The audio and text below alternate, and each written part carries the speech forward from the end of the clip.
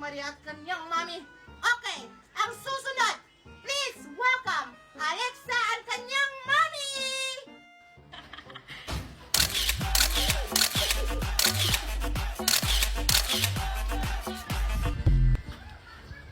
Wow! Hindi talaga magpapatalo sa kagandahan ng kanyang mami at saka si Alexa. Okay, susunod, please welcome Mima and Magna!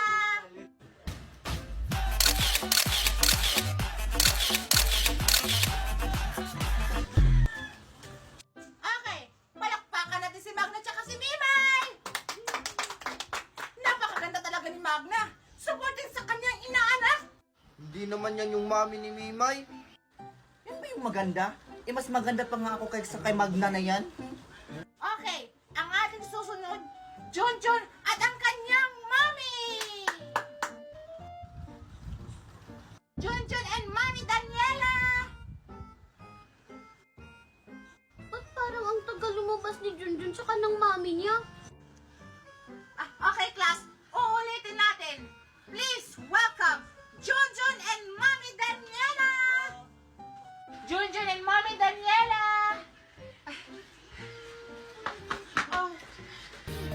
Sorry po, ma'am. Kasi po, late po ako. Oh, Junjun, asan yung mami mo? Wala po si mami. Ako lang po yung mag-isa. Walang mami ni Junjun!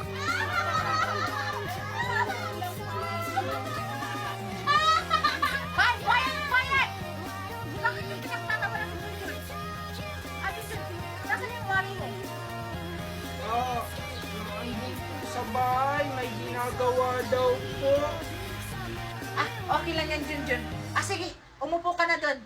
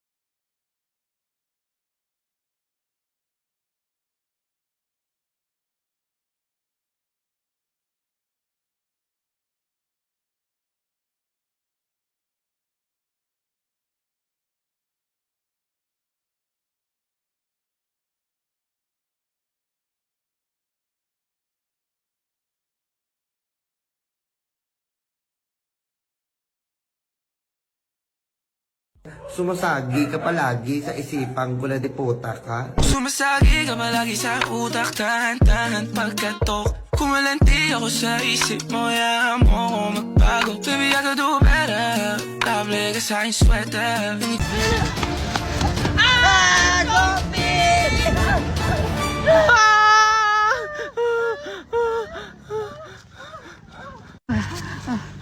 Mukhang mabait siya, Scarlett. Tinulungan niya tayo.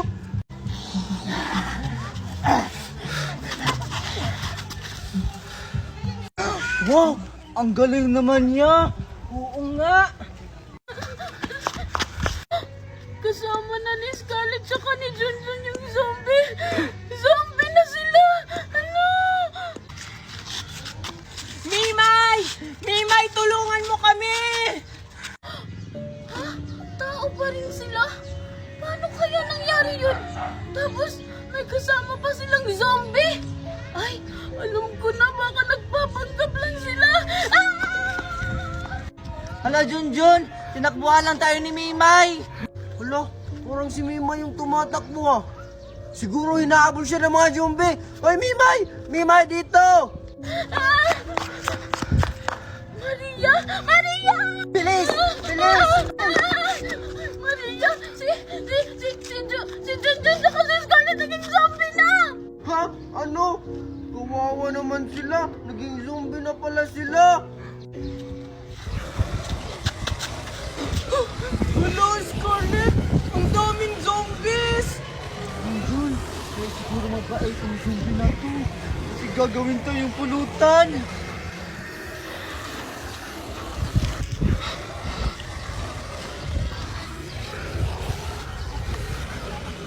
Ha? Anong sinasabi niya, Junjun? Hindi ko rin alam, Miss Scarlett. Ah, ano yung sinasabi mong ganyan-ganyan?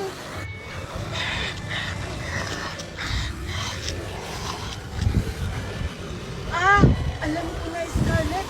Ang sabi niya, magkukunwari daw tayong zombie-zombie. Pag malapit na tayo sa kanila, doon sa mga maraming zombie para makadaan tayo. Talaga ba? Nakakatakot naman.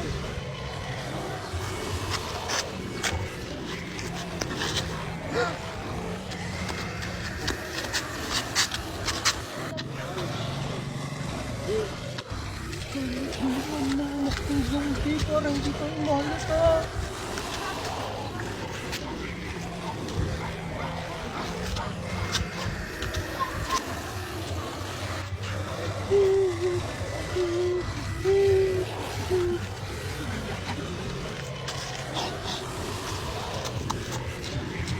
Scarlett, takbo!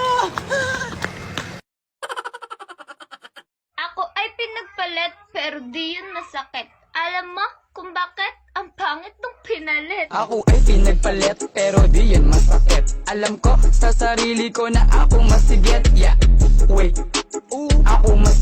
Ako ay pinagpalit pero di yun masakit. Alam mo kung bakit? Ang pangit nung pinalit. Ako ay pinagpalit pero di yun masakit. Alam ko sa sarili ko na ako masigit. Yeah, wait, ako mas... Kay Spider-Man o kay Batman, kay Superman o Wolverine, kahit di maintindihan, baka sakaling pansinin.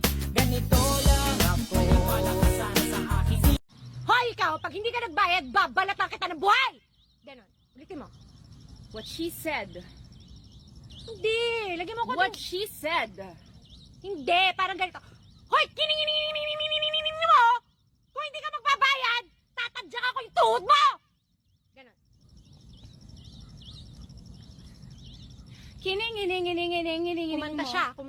All you gotta do is just meet me at the Ceripit tulang bajing kacapit bulu pare seseget na ceripit tulang bajing.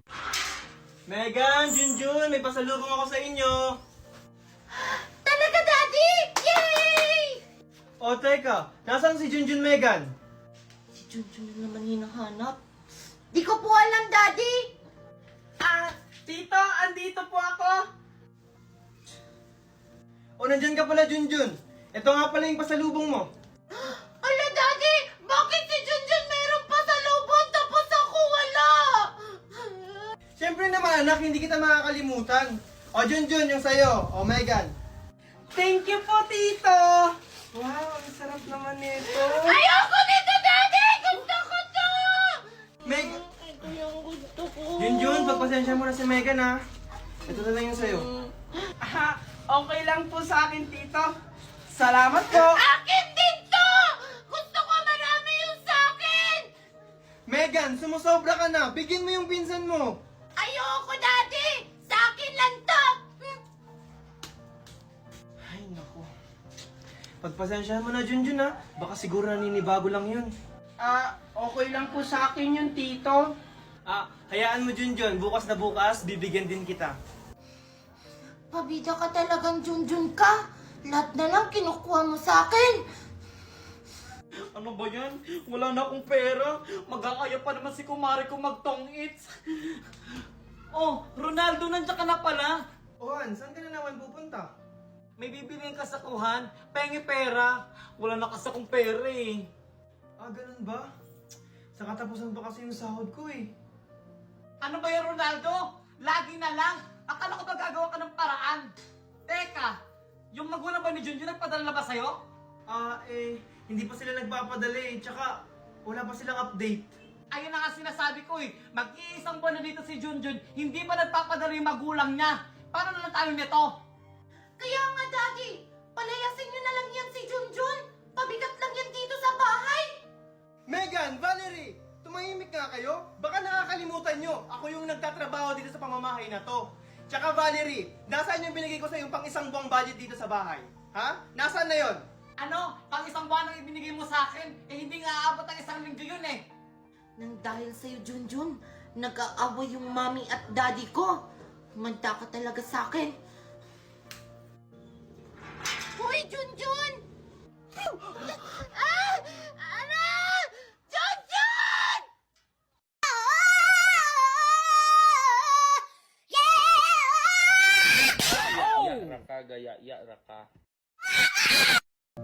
Han, yung bag ko, papasok na ako.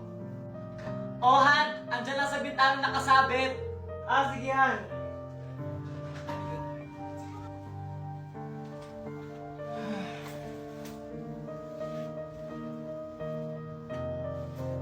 Teka, asan yung pera ko dito? Han, nasan yung pera ko dito? Kinuha mo ba? Pamasahe ko yon. Ha? Wala akong kinukuha ang pera dyan. Tanong mo si Megan. Megan! Megan! Kinuha mo ba yung pera ko dito? Megan! Kumanda ka ngayon, Junjun. Yes po, Daddy. Nandyan ka pala. Ikaw ba kumuha ng pera ko dito sa bag? Hindi po, Daddy. Pero, nakita ko si Junjun kanina lumapit dyan sa may bag mo. Baka naman kinuha ng pamangkin mo. Megan! Megan! Junjun? Ba't may hawak kang pera? Ha? Di ba ito Daddy! Si Junjun may hawak na pera! O tignan mo, Ronaldo. Yung pamangkin mo pala kumuha ng pera mo. Tumahimik ka nga muna, Valerie. O, Junjun, saan galing ang pera mo? Tito, binigay po sa akin to ni Megan. Hindi kita binigyan ng pera! Mami, Daddy! Sinungaling yan si Junjun! O tignan mo, Ronaldo. Nangunguha na ka ng pera, sinungaling pa. Tumahimik ka kayo. Junjun, ikaw ba talaga kumuha ng pera? Tito, hindi po. Hindi ko po yun magagawa. Sinungaling ka talaga, Junjun! Nasa kamay mo na nga ang pera na hinahanap ni Daddy! Tsaka nakita kita kanina, lumapit ka dun sa bag ni Daddy! Ikaw, Junjun, mali ang ginagawa mo ha. Kung may kailangan ka, magsabi ka, hindi yung nangunguha ka ng hindi nagpapaalam. Ano? Ganyan lang gagawin mo? Hindi mo man lang siya paparusahan? Hindi na tama yung ginagawa niya dito! Kaya nga, Daddy! Dapat paalisin na yan dito! Tumahimik na nga kayo. Junjun, palalagpasin ko to ngayon ha. Sa susunod, wag mo nang uulitin. O sige, aalis na ako. O sige, Daddy! Ingat ka po! Sinungaling ka talaga, Megan. Pinahamak mo ako. Hindi na ako maniniwala sa'yo.